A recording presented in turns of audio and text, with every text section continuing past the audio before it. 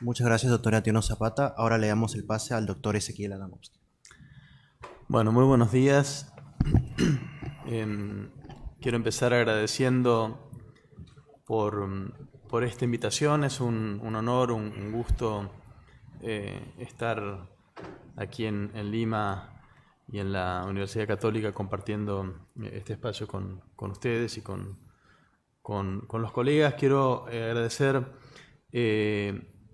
a Miguel Costa, Jesús Cosamalón, Antonio Zapata por haber hecho posible esta invitación, pero sobre todo a los estudiantes de la universidad que han tenido la gentileza de motorizar esta invitación. Muy agradecido, particularmente Isaí Galvez y Pedro Quispe, que además me han ayudado muchísimo para poder llegar aquí.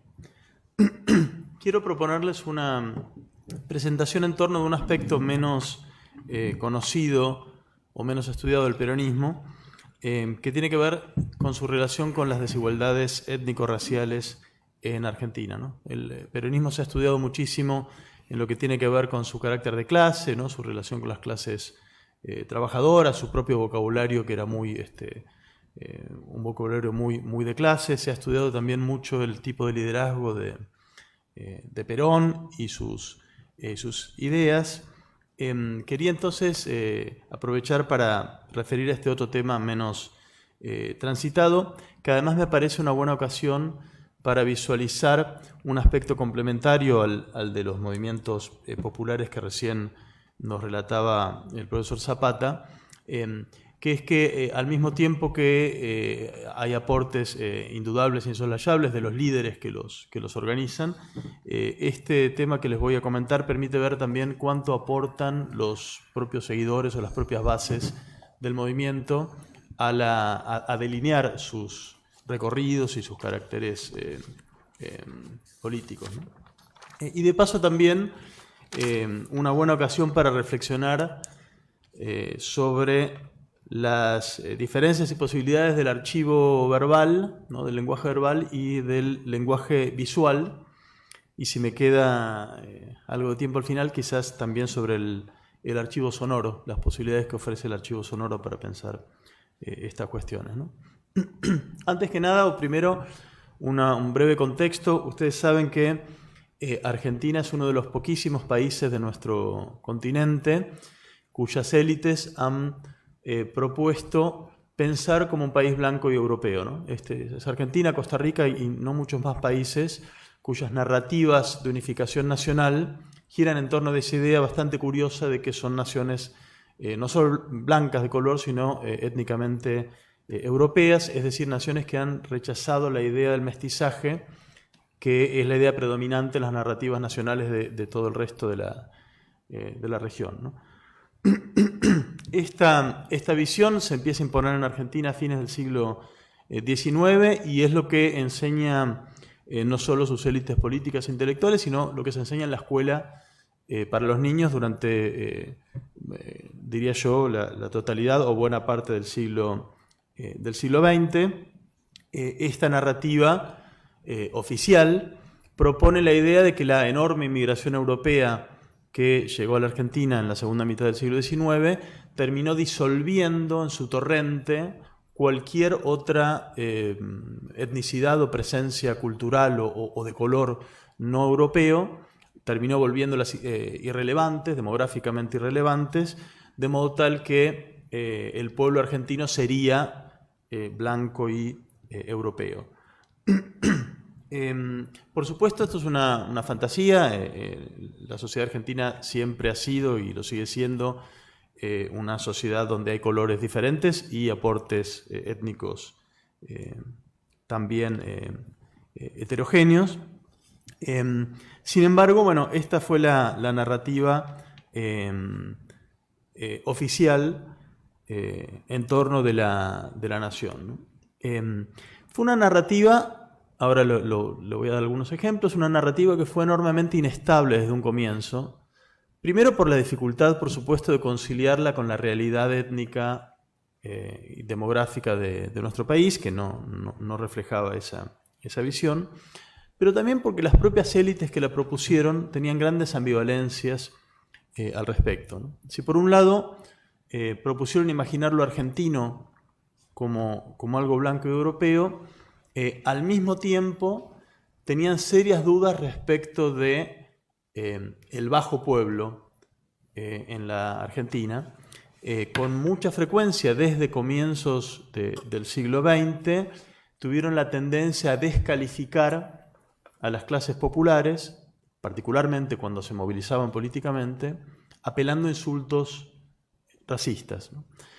Hay una tendencia que se comienza a ver a fines del siglo XIX, en verdad, muy peculiar de nuestro país, que es a la de nombrar al conjunto de las clases bajas con el término negros.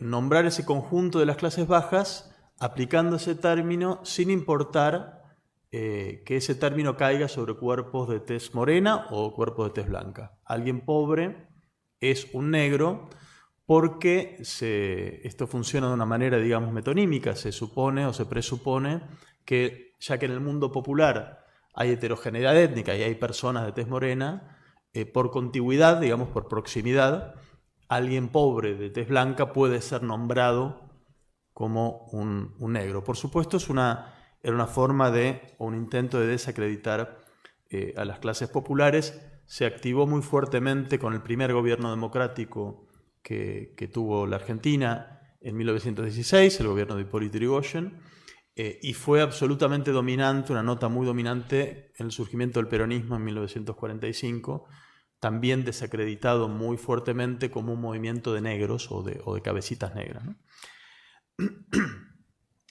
Así que había desde muy temprano esa ambivalencia, ¿no? De, por un lado, fantasear con un pueblo que es blanco y, por otro lado, ver una amenaza de negros presente por todas partes, una especie de esquizofrenia nacional que todavía nos acompaña, ¿no?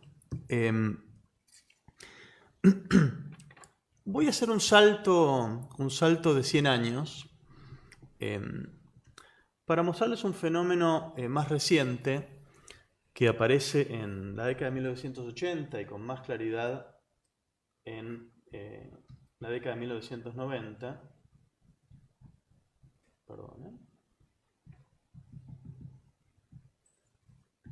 Que es el siguiente, que es que aparecen en las identidades populares en Argentina una recuperación de lo negro como término identitario, es decir, un modo de definirse negros como parte de las clases populares que funciona de una manera muy parecida a la del insulto clasista / racista de las élites previas, que es que también es una identidad que puede asumir una persona de clases populares tanto de tez morena como de tez blanca, ¿no? Independientemente del aspecto físico, alguien de clases populares puede autodefinirse negro como modo de referir o aludir a la situación de subalternidad de clase en la que vive. Nuevamente acá se elige uno de los componentes del mundo popular, que son las personas de tez morena, como representativo del conjunto, ¿no? Otra vez aquí una lógica metonímica. Esto que ven aquí es lo que lleva tatuado en el pecho un artista de cumbia villera en Argentina, Pablo Lescano, muy conocido, 100% negro cumbiero. Son personas que se reconocen blancas y negras al mismo tiempo, ¿no? No son términos excluyentes. Pablo Lescano no es una persona de tez particularmente oscura. Sus seguidores que se identifican como negros, algunos sí, otros no, pueden serlo o no serlo. Y Pablo Lescano lo explicó en una entrevista de manera clara en el 2010, cuando él arenga a su público, dice las manos de todos los negros arriba, y el público levanta las manos en sus recitales. Dice él, bueno, no tiene que ver con una cuestión de piel, de ser de piel oscura, sino que significa que acá les llaman negros. Observen cómo retoma el apelativo que reciben desde arriba. Les llaman negros a la clase baja, y entonces hay una recuperación, una inversión del sentido peyorativo hasta convertirlo en un emblema de orgullo. Y en las letras que cantan Lescano u otros artistas, con mucha frecuencia la figura de lo negro es un emblema de lo popular y se esgrime en contra de las clases medias o altas, también calificadas en términos de clase, pero a veces calificados como los rubios o los blancos, ¿no? También, o sea, se solapan, como ven aquí, los términos de clase y los términos étnico-raciales, ¿no? Eso es un fenómeno, entonces, relativamente reciente. Los voy a invitar entonces a un recorrido acerca de la historia que nos condujo hasta este escenario y el papel del peronismo en este sentido, ¿no?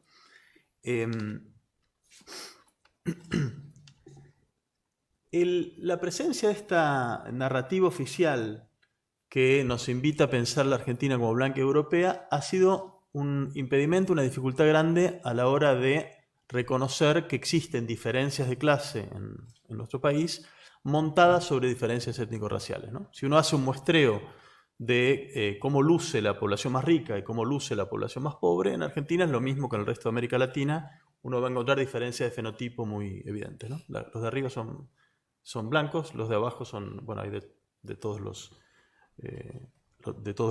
aspectos y con una presencia mestizada muy importante, ¿no? Ha sido entonces históricamente muy difícil tematizar esta cuestión en un escenario en el cual se supone que somos todos blancos europeos, se supone que no hay diferencias étnico-raciales en la población, ¿no? Y aquí es interesante una breve nota al pie sobre las posibilidades que ofrece el lenguaje visual para interpretar y tematizar estas cuestiones, ¿no? Hay una diferencia crucial, básica, entre el lenguaje verbal y la lógica del lenguaje visual. Funcionan de manera muy diferente, ¿no? Yo podría dar una conferencia de 5 horas hablándoles del pueblo argentino sin mencionar o sin aludir a cómo luce, a su aspecto físico, ¿no? El lenguaje verbal me lo permite. El lenguaje visual no. El lenguaje visual no tiene manera de representar al pueblo argentino en abstracto. No hay un concepto como pueblo, justamente, que ofrece el lenguaje verbal. La única manera de representar al todo es elegir algún cuerpo que lo muestre, o un conjunto de cuerpos que lo muestren. El lenguaje visual tiene una lógica metonímica, por la cual no puede eludir, entonces, aquello que el lenguaje verbal sí puede eludir, que es referir al aspecto físico, ¿no? De diversas maneras a lo largo del siglo XX, antes y después del peronismo, entonces, aquello que no se podía tematizar verbalmente, no se podía plantear verbalmente, decir, bueno, en verdad no es cierto que todos los argentinos seamos blancos europeos. No solo no es cierto, sino que hay una diferencia de clase y una opresión que tiene un aspecto étnico-racial. Esto no se podía decir hasta hace algunos años, verbalmente, pero el lenguaje visual ofrecía la ocasión de manera sutil, plantear esa diferencia en el espacio público. Les voy a dar algunos ejemplos rápidamente para pasar al peronismo.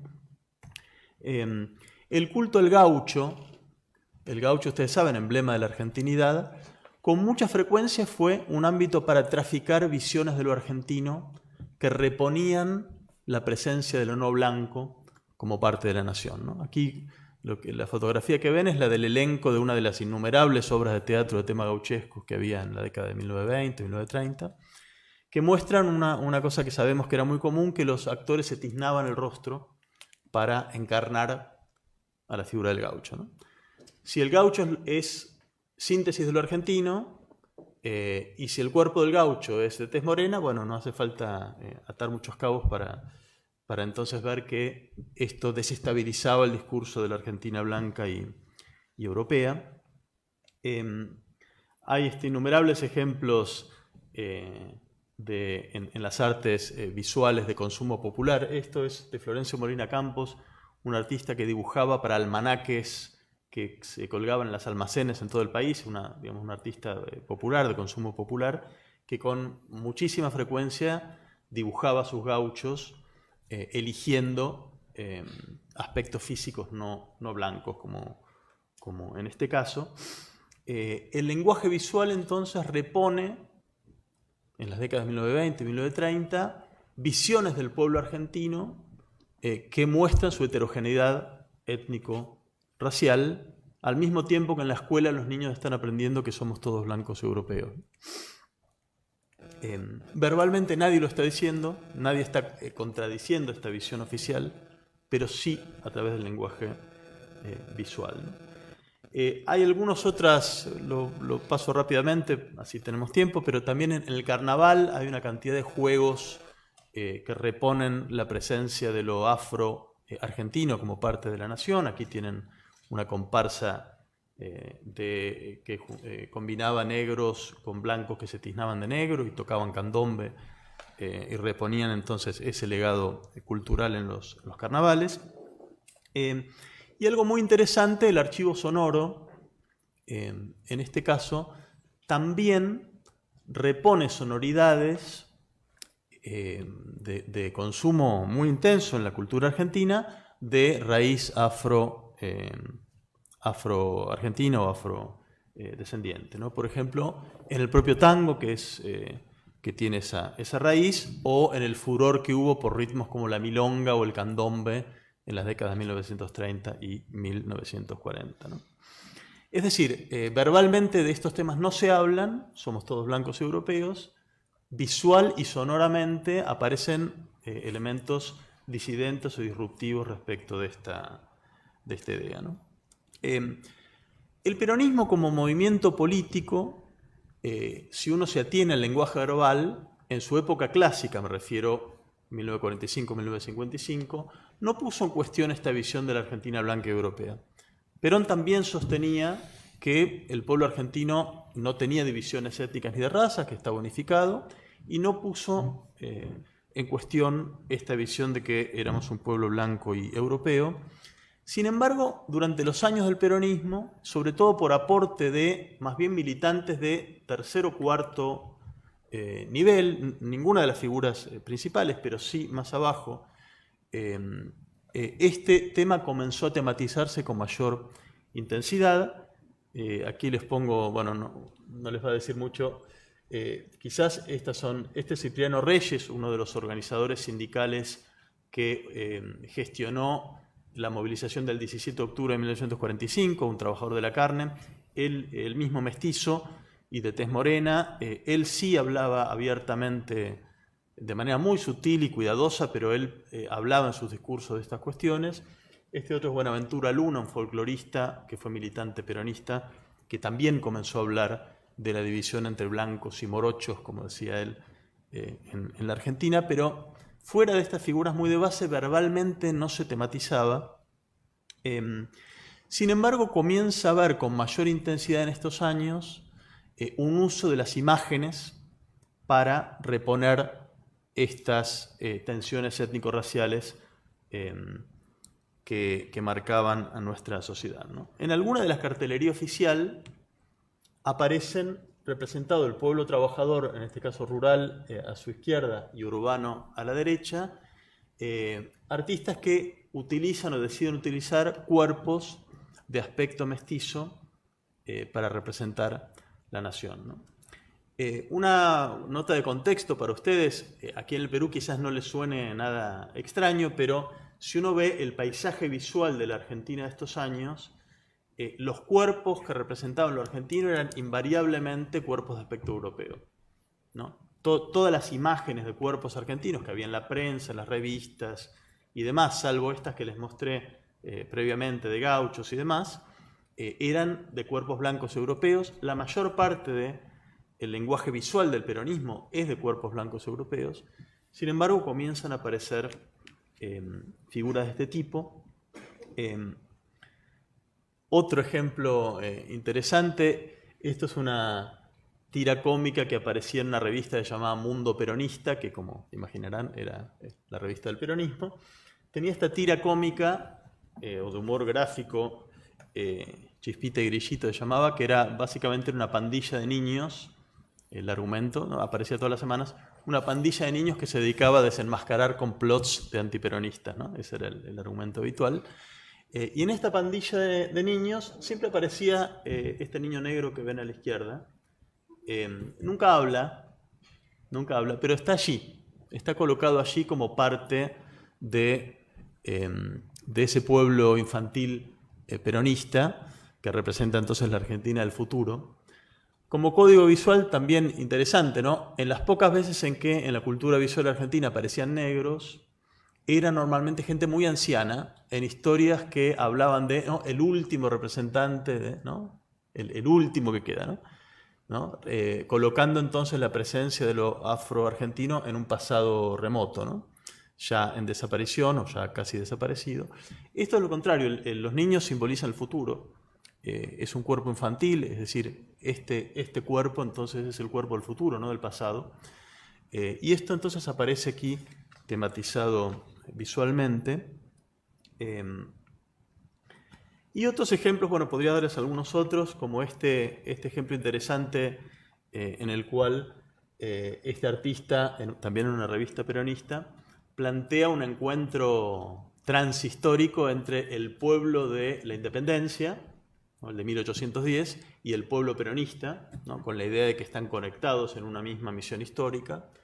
Y fíjense la línea de varones, todos varones, que ocupa el centro de la imagen, también deliberadamente elegidos como varones de rasgos mestizos, ¿no?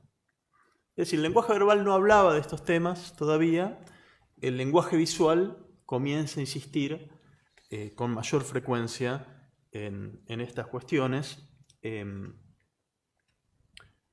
Un ejemplo más en este sentido que les voy a dar, esto que ven aquí, bueno, lo que ven a la izquierda es el escudo nacional argentino, lo que ven a la derecha es el escudo peronista, que básicamente es una reelaboración de los blasones del escudo nacional, en donde el único cambio importante es la orientación de los brazos, que está oblicua, ¿no?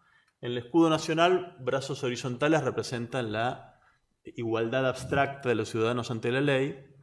Perón explicaba que ellos habían descentrado los brazos, entendiendo, digamos, visualizando que, bueno, que esa igualdad abstracta no alude a una desigualdad real, que es la desigualdad de clases, y decía Perón que esta forma oblicua representa la obligación moral de las clases altas de ir, ¿no?, al rescate de las clases bajas y elevarlas, ¿no?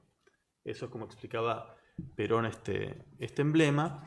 Y una cosa interesante que encontré en mi trabajo es que en estos años empezó a circular una visión alternativa, una formulación alternativa del emblema, que lo ven aquí en esta fotografía, en la cual la mano de abajo se pintaba en un tono amarronado y la de arriba en un tono rosáceo.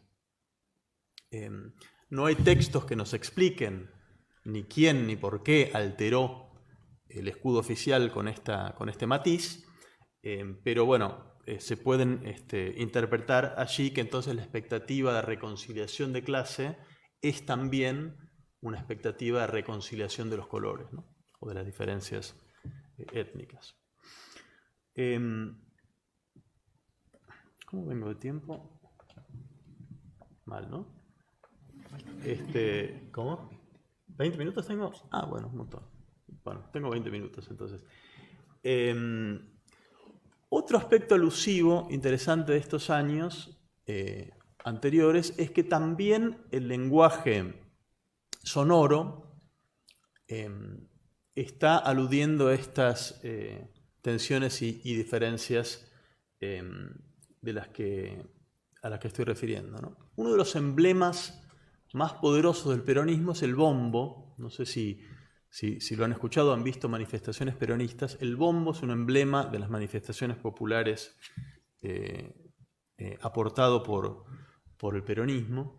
Y es interesante que ese emblema aparece en el momento más temprano de fundación del peronismo, antes de que exista el peronismo, en verdad. Las primeras manifestaciones de Perón, año 1944, antes de que Perón sea una figura tan importante, antes de que exista el peronismo, ya hay bombos, tocando con un toque que es el toque del bombo de carnaval, y de hecho sabemos que los primeros bombistas peronistas eran todos bombistas de murgas de carnaval, es decir, el mismo instrumento que tocaba en carnaval era el que tocaba para Perón, y el toque que hacían esos bombos, tanto en carnaval como en las manifestaciones peronistas, es un toque, el toque del candombe, que es un género afro-rioplatense, ¿no?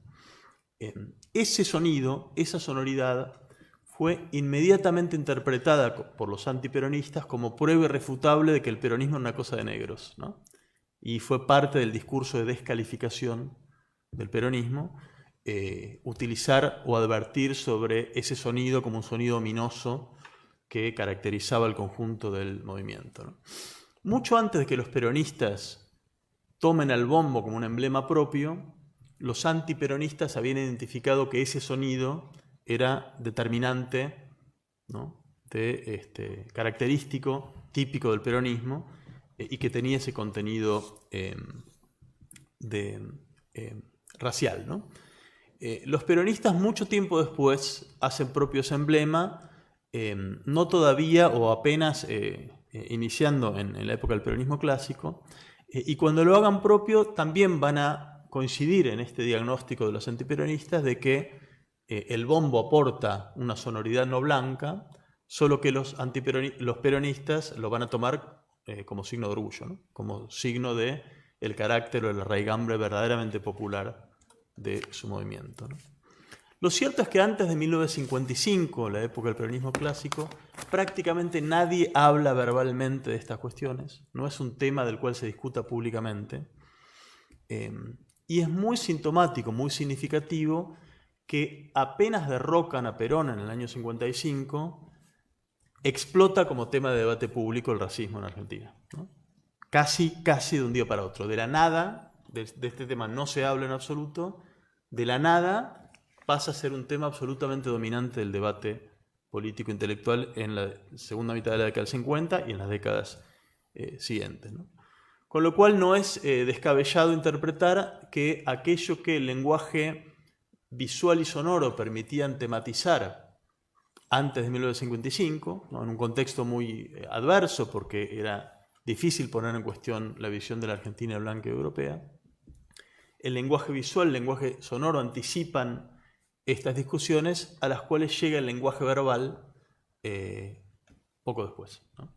Y de una manera, como les digo, que irrumpe, ¿no? Que está en la presencia y luego del 55 y su ausencia anterior, que uno no puede más que sospechar que en verdad ese tema estaba allí, solo que era muy difícil plantearlo de manera verbal, ¿no? ¿Qué pasa en 1955? Bueno, pasa un poco que el peronismo había traído esta promesa de reconciliación entre las clases y los colores, ¿no? Mientras esta promesa pudo ser creíble, más bien los incentivos eran a no ahondar en las grietas y desacuerdos étnico-raciales que pudiera haber. Apenas se quedó demostrado que esta promesa no había triunfado, apenas quedó claro que la mano de arriba no fue gentilmente a elevar la mano de abajo, ese fue el momento entonces donde se pudo plantear de manera argumentativa, verbal, esta cuestión. Como ven ustedes, entonces es una cuestión que en verdad no plantea el discurso oficial del peronismo. Perón jamás habló de estos temas, nunca. Evita tampoco, contrariamente a lo que suele creerse, Evita nunca refirió a los cabecitas negras. Hay una especie de memoria, falsa memoria que hay en Argentina, que es que Evita se refería cariñosamente a los cabecitas negras. No hay ninguna evidencia de que ella haya usado nunca ese término. Esto es algo que el peronismo retoma después de la caída de Perón, después de la muerte de Evita, y que, como ven, es más bien planteado por una presión social y cultural que es previa y aportado por más bien la militancia de base del peronismo, más que por su dirigencia o su alta dirigencia, ¿no? Hay un camino entonces a través del cual, hoy no va a haber tiempo, no los quiero aburrir, se pasa de este debate público acerca del racismo argentino y de esta recuperación de lo negro como emblema del peronismo, que es, como les digo, posterior a la caída de Perón, no anterior. De eso se pasa al escenario que les mostré al comienzo, de una recuperación que hacen en las clases populares de lo negro como marca de orgullo y como signo identitario utilizado tanto por cuerpos blancos como por cuerpos de tez morena, utilizado entonces para aludir a la diferencia de clase, que es también una diferencia de color en Argentina como en el resto de América Latina, ¿no? Bueno, creo que voy a dejar por aquí, así tenemos más tiempo para preguntas. Muchas gracias.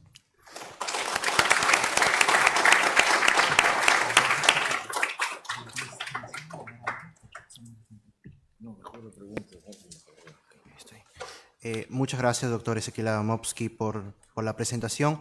Agradecemos a nuestros ponentes por la presentación. Damos paso a la sección de preguntas del público. Les indicamos que solo necesitan levantar la mano para que les alcancemos el micro.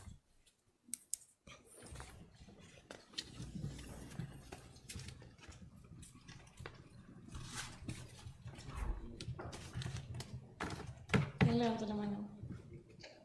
Comenzamos por acá. Bueno, primero felicitaciones, Ezequiel, Tony, excelentes las ponencias. Tony, yo tenía una pregunta sobre mucho de la ponencia que has dado, los términos que has usado son bastante como del mundo religioso y creo que hay algo de debate, o yo no tengo claro al menos el tema de Víctor Raúl y su lado espiritual o religioso, si era católico, si era protestante, eso no me queda claro, no sé si ahí nos puedes dar luces. Y sobre el tema de las mujeres que mencionaste al final, hay la famosa pelea con Magda Portal y el tema de si las mujeres debían directamente votar o no, y ahí también no sé si puedes comentar algo. Creo que reunimos unas 3 preguntas y luego les damos el pase. ¿Quién más quiere hacer una consulta? Ahí voy.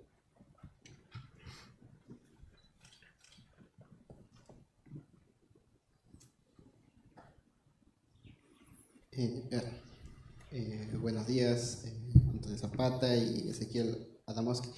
Mi pregunta va enfocada más al contexto nacional actual, por similitudes que veo entre lo que ambos mencionan referente a lo que pasa.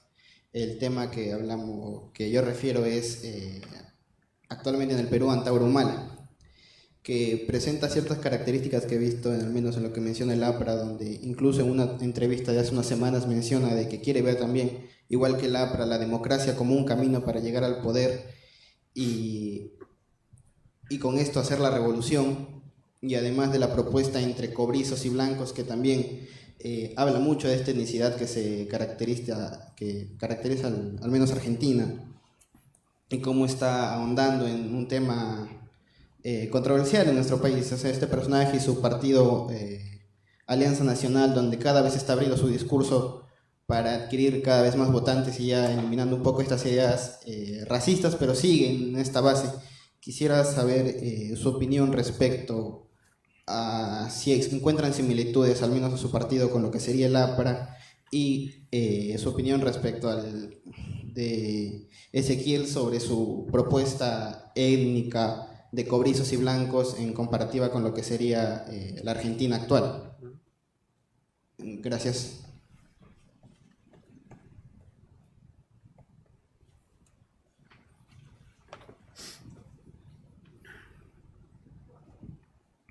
Gracias. Primero quería agradecer a los doctores Zapata y Adamowski por sus ponencias inaugurales, magistrales en este coloquio. Y mi pregunta va especialmente al doctor Adamowski, digamos, considerando esta política contradictoria entre el primer peronismo y este tema racial, ¿cómo, por ejemplo, lidiaba con, por ejemplo, la identidad indígena, puesto que el peronismo actualmente tiene una política muy o relativamente proindígena comparada con gobiernos anteriores? Y cómo en todo caso este primer peronismo o cómo el peronismo evoluciona al ver esto, justamente a esta presión indígena que hay en el Neuquén y en el sur del país. Gracias. José, creo que hacemos una ronda y si sobra tiempo, vamos a espacio de preguntas.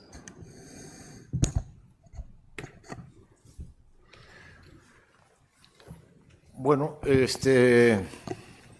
con respecto a la pregunta de Jorge Locio, en el caso de Aya de la Torre y la religión, bueno, hay varias conexiones.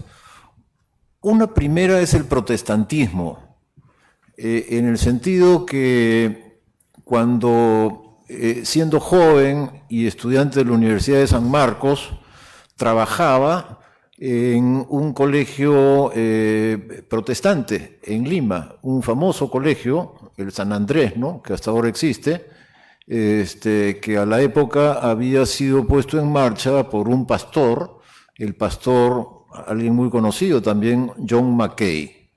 Y ella fue durante años profesor de ese colegio y mantuvo vínculos a lo largo de buena parte de su carrera con este grupo, ¿no?, de pastores protestantes. Incluso una integrante del grupo, que había sido su colega como profesora, una señora apellidada Graves, fue en realidad su mecenas en una buena parte de la fase inicial de su carrera. Por ejemplo, es conocido que ella estudió en Oxford y estudió también en Cambridge, en 2 universidades A1 de Inglaterra. ¿Quién pagó la cuenta? La señora Graves. ¿Quién pagó la cuenta en realidad? Fundaciones protestantes. Entonces, la conexión fue material y fue espiritual. Cuando en 1929 ella estaba deportado en Alemania, el pastor Mackay, que había sido director del colegio unos años atrás, ¿no?, fue a visitarlo, se encontraron en Berlín, encontró, dice Mackay, en una carta que escribe a continuación del encuentro, encontró que ella tenía una Biblia que estaba estudiando minuciosamente y que estaba muy subrayada. Y entonces le conversaron al respecto y ella le confesó que estaba detrás de modelo de profetas, que eso era lo que estaba buscando. Leía la Biblia para conocer bien cómo habían procedido los profetas del Antiguo Testamento. Estaba tratando de sacar lecciones para sí mismo, ¿no? ¿Cómo ser un profeta en tu tierra? Pues cópiate un poco de cómo eran los profetas del Antiguo Testamento. Entonces, esa es una línea muy, muy fuerte en Aya, ¿no? Las ideas mesiánicas que tiene a lo largo de la vida, ¿no?, y esa concepción de sí mismo como un líder espiritual, las toma, me parece, del protestantismo. Ahora, por otro lado, otro tema clave, me parece, es que era masón, ¿no? En cierto momento, en México, antes de regresar al Perú, adhiere a la masonería y buena parte de la estructura, ¿no?, de los apristas de la época era vinculada a la masonería, ¿no? La masonería es una de sus fuerzas, ¿no? Es a través de la masonería que operan, una de sus formas de operar, ¿no? No la única, por supuesto, pero cuenta de su lado, ¿no? En el activo del partido aprista de las décadas que estamos hablando, pues se halla la vinculación no solo de Aya, sino de buena parte de los líderes con la masonería. La segunda pregunta de Jorge alude al tema mujer en el APRA. Bueno, la lideresa y muy conocida y hoy día objeto de muchos estudios es Magda Portal. Bueno, Magda Portal estuvo en la fundación en la época auroral, incluso ella era la responsable de la famosa célula de México, ¿no?, que es la que toma la iniciativa de la ruptura con Mariátegui. La responsable era Magda Portal. Y luego tiene pues una gran carrera, ¿no? Es una poeta, habla muy bien en público, es una gran propagandista y es una mujer muy decidida. Hace giras en el extranjero, se mete en situaciones difíciles y logra sortear a la policía, en fin, tiene una gran carrera como política y como intelectual. Y acompaña el APRA los años difíciles. Y se va a apartar en el periodo de Bustamante. En el periodo de Bustamante, que son los años 45-48, este breve interregno militar que hubo en el Perú entre el largo ciclo de dictaduras que vienen de los 30 hasta el 56. Bueno, en ese largo periodo de dictaduras militares hubo un gobierno democrático, el de Bustamante. Y en ese periodo se va a apartar Magda Portal y guarda relación con la poca importancia, ¿no?, que le da el APRA en la época de la legalidad al tema mujer. Entonces, no ha aprovechado el APRA la legalidad para darle el voto a la mujer, eso espera pues hasta el año 56, y en una asamblea,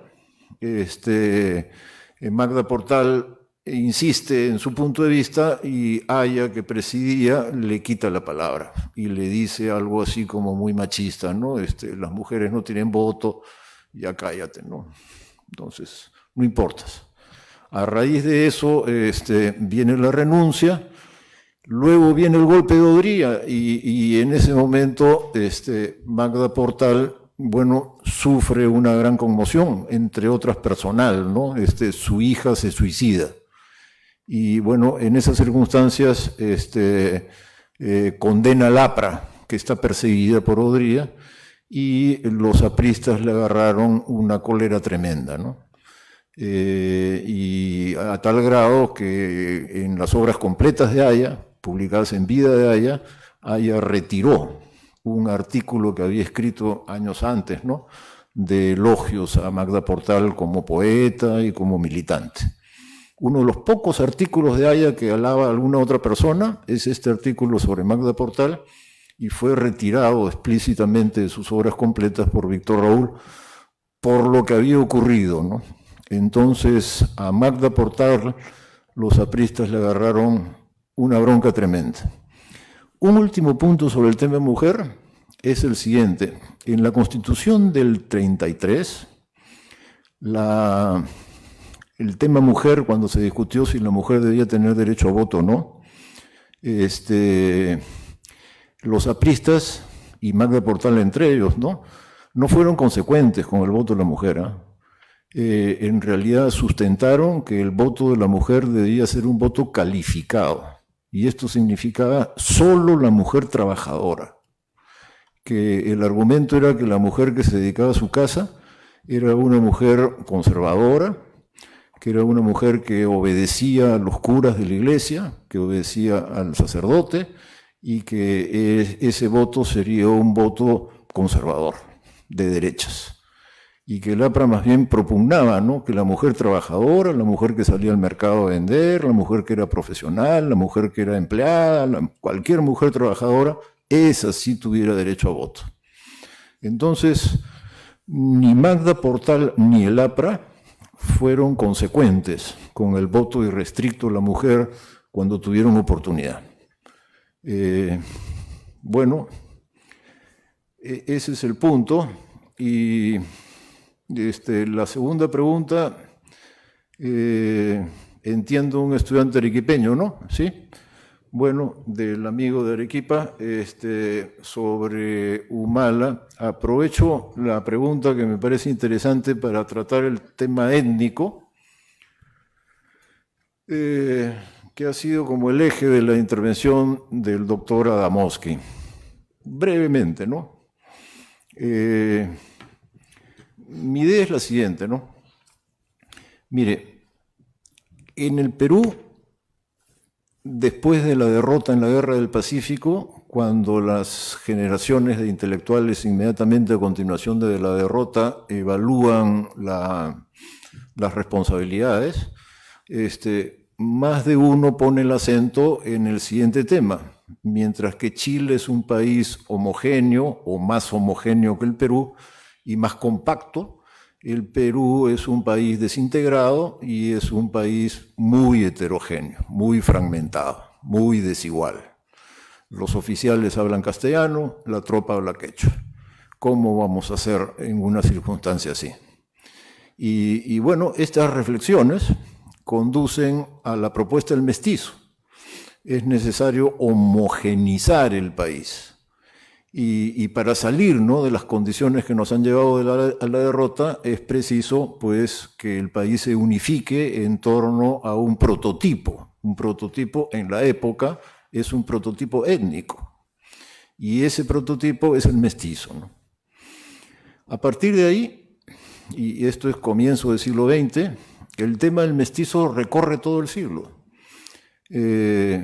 Hasta bien tarde, ¿no? Me parece hasta los años 80, 90, hay como unanimidad, un consenso, en que el Perú debe ser mestizo y que todos debemos ayudar de alguna manera a mestizar el país, ¿no? La educación, el Estado, diversos programas públicos, pero la misma ciudadanía, ¿no?, debe participar de la idea de ser mestizos. El debate entre los autores, entre las corrientes de opinión, será quién es el mestizo, cuál es verdaderamente el prototipo del mestizo y de qué estamos hablando en concreto, ¿no?, cuando decimos mestizo.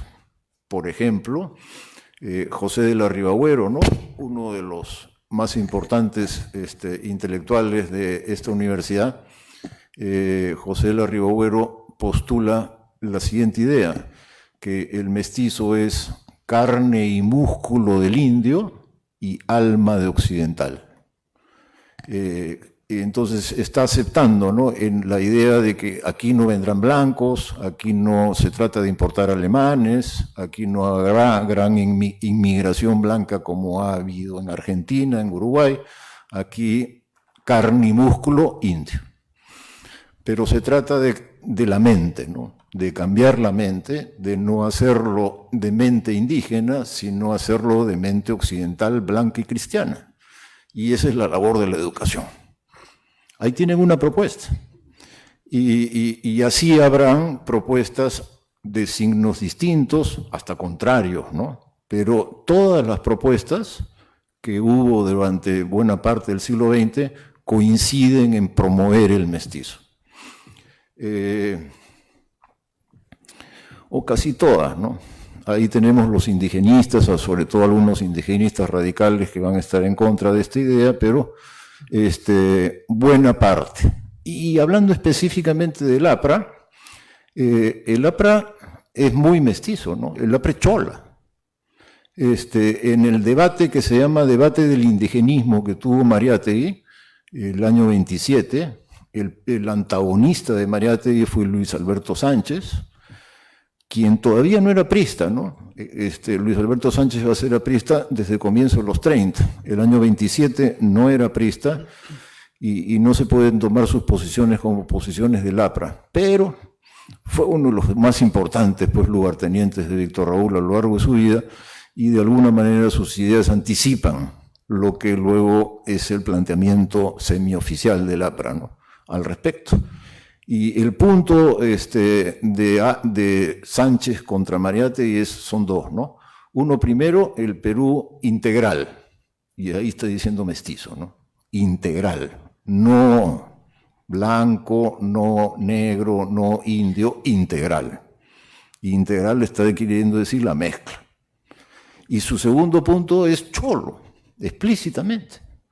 La defensa de la choledad antes de Quijano, ¿no?, antes de Barayanos, la defensa de la choledad está en Sánchez. Entonces, tengo la impresión, ¿no?, de que el APRA, la dimensión étnica del APRA es a favor del mestizo y un mestizo popular, ¿no?, cholo. ¿Significa esto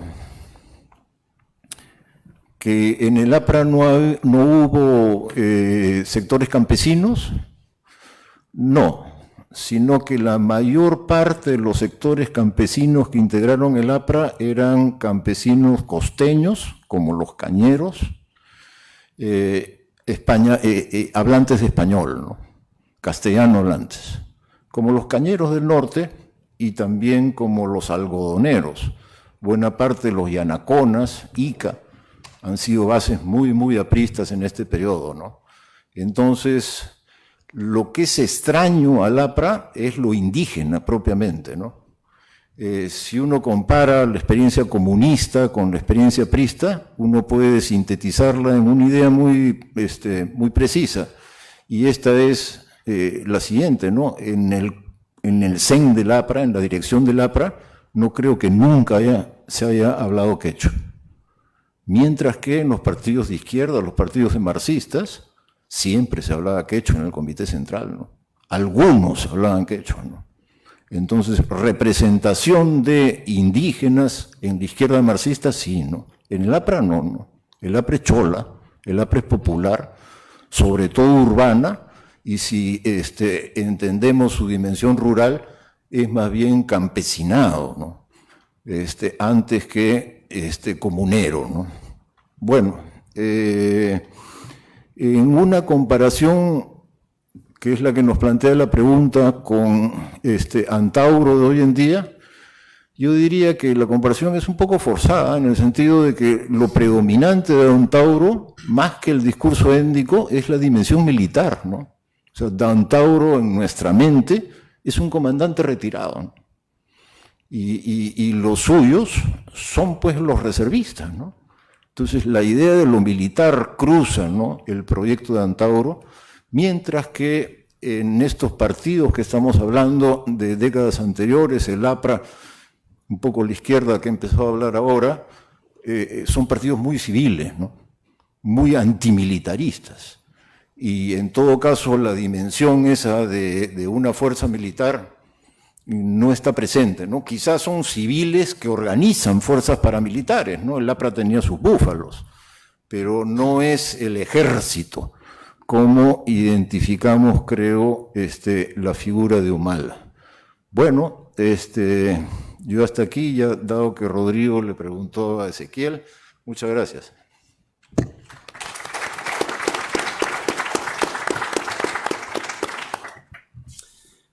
Bueno, una aclaración, retomando lo que decía el profesor Zapata recién, que en Argentina no tuvimos una presencia relevante de posturas indigenistas que han sido muy comunes en otros países, y el mesticismo, las posturas mesticistas han sido muy pequeñas, no han tenido, en la primera mitad del siglo XX me refiero, no han tenido una presencia importante.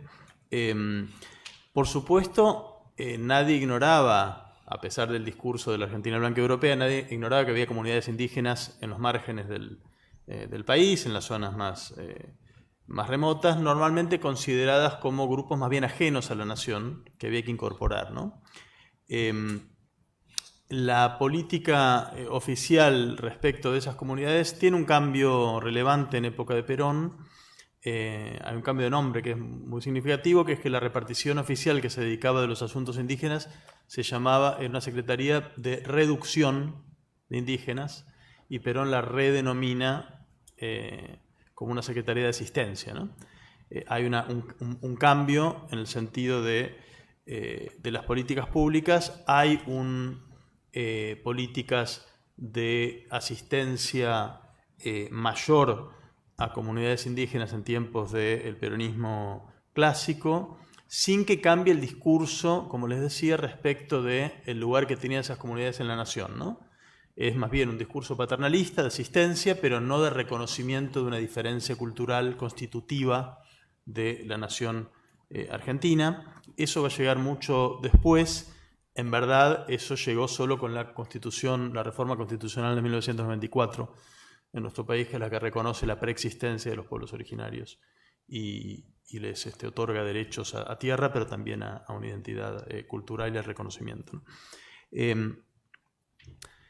Hay en el peronismo, sí, en la historia previa al 94, un cambio importante en el peronismo de la década del 70, sobre todo en la vertiente más izquierdista del peronismo, que es la que entonces abraza la idea de que, de que esta visión de la Argentina blanca europea es una fantasía, de que Argentina no pertenece al orbe europeo, sino al orbe latinoamericano, y entonces empiezan a presentar visiones de lo argentino más ligadas a lo latinoamericano, a lo moreno, a lo mestizo.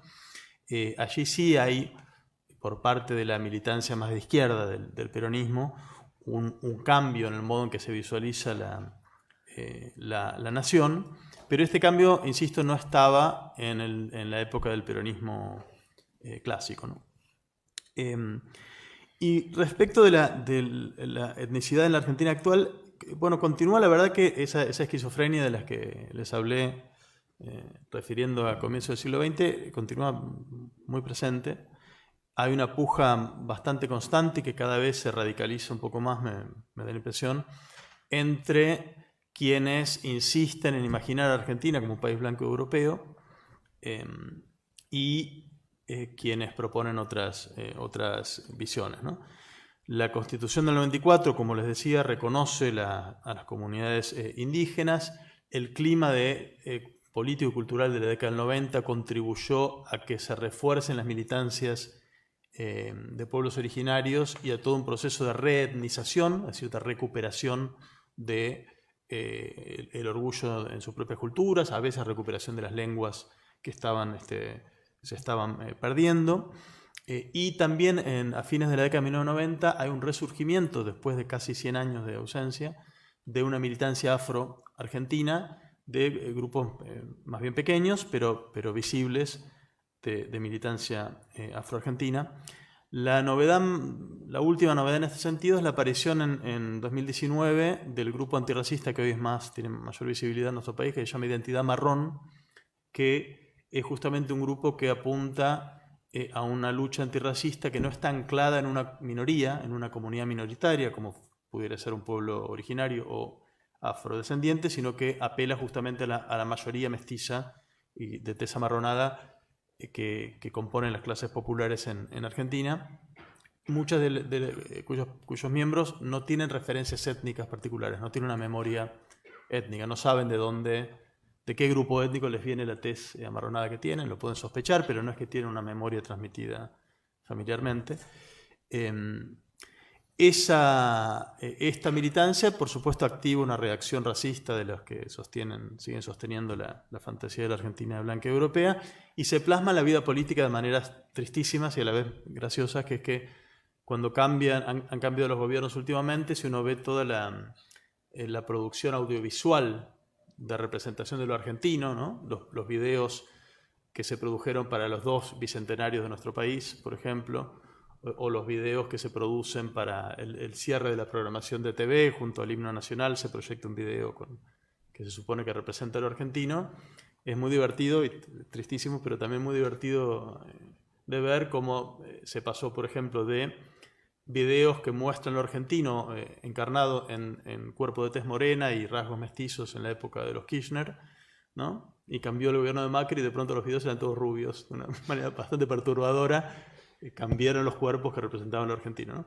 Así que hay esa puja en torno de cuál es el perfil étnico-racial de la nación, sigue siendo muy presente, se está, diría yo, exacerbando y tiene un impacto político bien interesante. A propósito de esto, un cambio también visto en largo plazo importante es que en 2008, por primera vez las figuras máximas del peronismo, que eran en ese momento Néstor Kirchner y Cristina Kirchner, por primera vez las figuras máximas del peronismo aludieron de manera abierta, verbal, argumentativa, a las diferencias de color entre argentinos, ¿no? Algo que las primeras figuras del peronismo nunca habían hecho, sí las bases, pero no las primeras figuras. En 2008 por primera vez se aludió a este tema, perforó, digamos, la alta política esta cuestión, lo que por supuesto generó en parte esta reacción que les digo de esta puja más cruda, más visible entre personas que imaginan que los argentinos son todos blancos y a la vez no dejan de insultar a los negros, ¿no? al mismo tiempo, y personas que proponen visiones un poco más inclusivas o democráticas.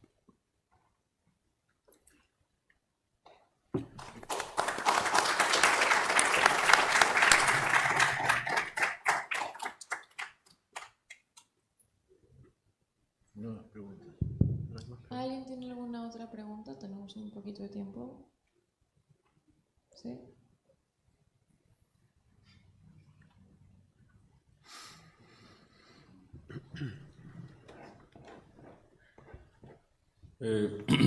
Sí, yo tengo una pregunta para Adamowski.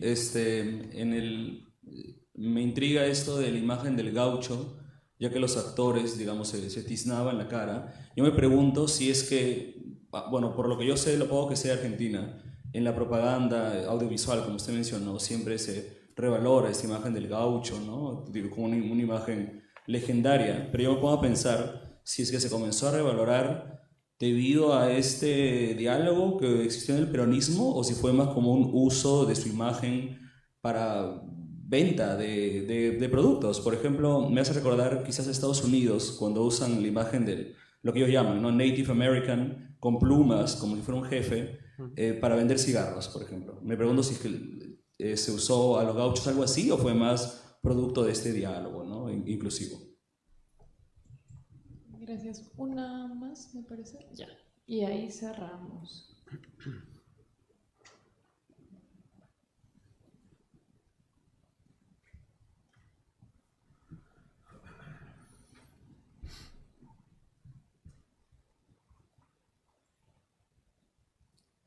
Muy buenos días.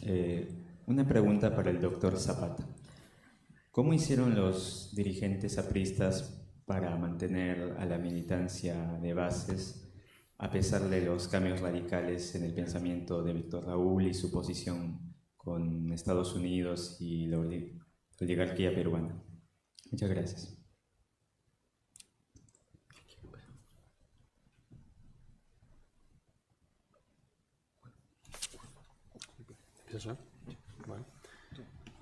Bueno, gracias por la pregunta. Es un tema fascinante. El culto al gaucho, por lo menos de lo que yo he registrado, es el primer ámbito en el cual comienza a sutilmente erosionarse esta visión de la Argentina blanca y europea, ¿no?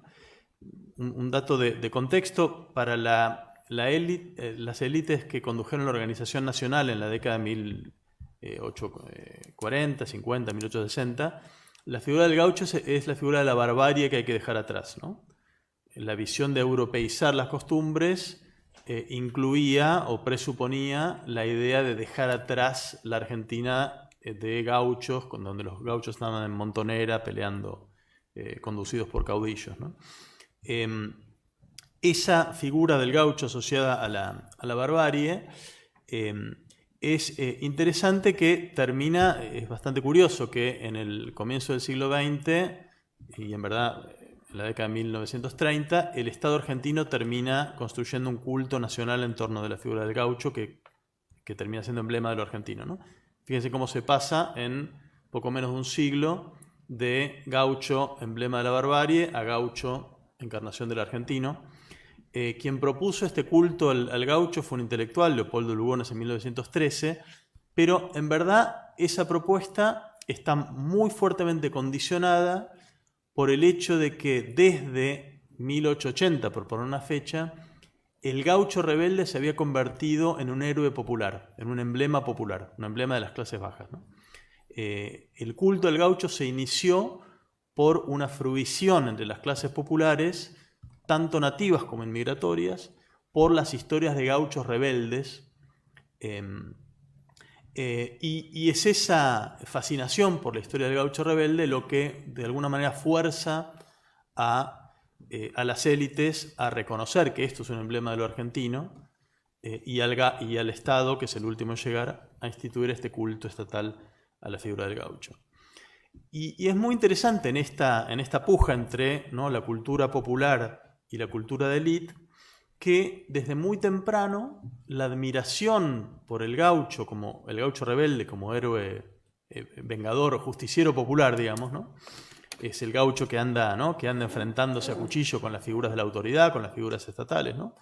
Ese vengador popular, desde muy temprano, incluye narrativas en las cuales se relaciona ese vengador popular con lo no blanco. Sea porque se describe al gaucho como alguien de tez morena, que es algo frecuente, o sea porque se lo muestra en un mundo criollo popular en el cual hay indígenas, hay mestizos y hay negros, ¿no?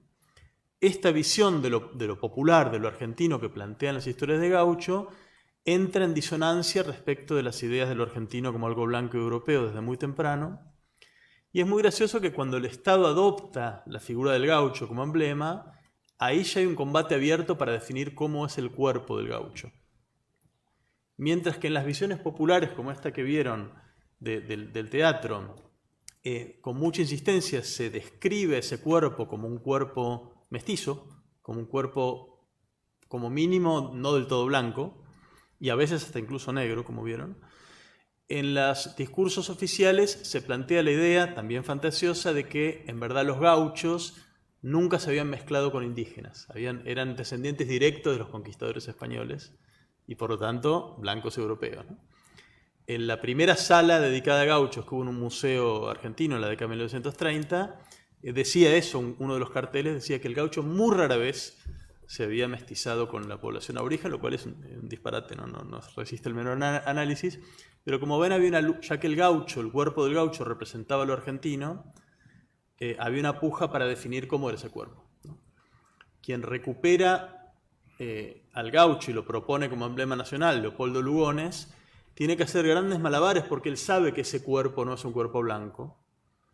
Entonces su planteamiento es básicamente, para resumirlo, es que lo que hay que recuperar es el espíritu del gaucho, no su cuerpo biológico, que ese ya murió, ya pertenece al pasado, ¿no? Pero sí recuperamos el espíritu del gaucho. Así que como ven, también el culto al gaucho tiene esta especie de esquizofrenia nacional de la que hablaban.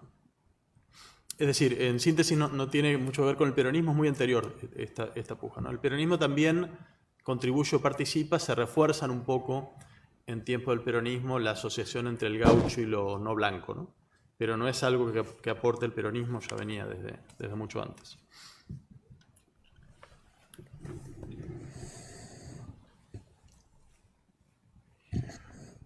Bueno, unas palabras sobre este tema étnico-visual que hemos conversado bastante el día de hoy. En el caso peruano, el indigenismo tuvo una fuerte incursión en lo visual, ¿no? El indigenismo peruano fue plástico, la pintura, ¿no? En la recientemente fundada Escuela de Bellas